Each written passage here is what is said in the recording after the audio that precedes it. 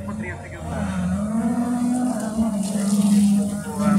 På Granporterarna kommer in på en fjärde plats i isen.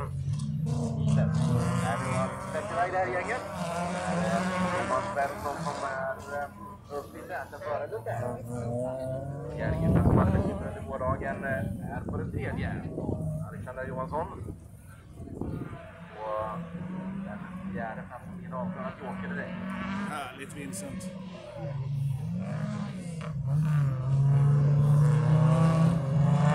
Thomas Svensson då, i ledningen. Har fått några meter emot Sanna Lundell.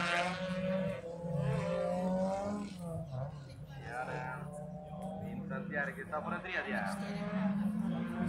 Svensson och vet ut för andra varvet.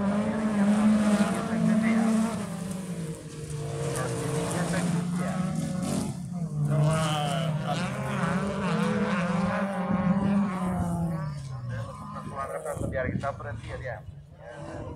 Lite svårkört ut, understyr ordentligt där startfältet samman.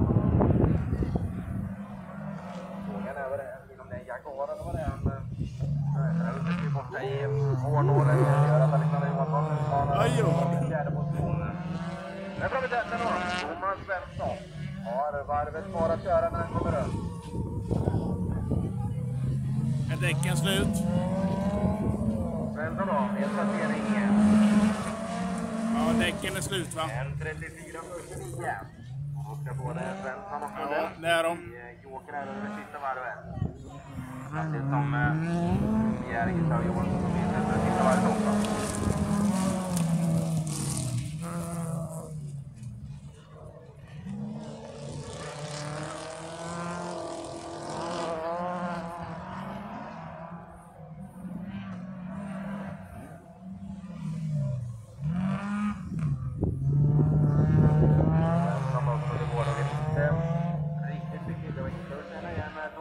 Mycket bra.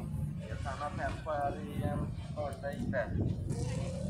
Dagens tävling kommer nog in. Och målvägarna insteger stannar klockan på 23:85. 23:85. Lundell på andra platsen kommer Bjärgestad.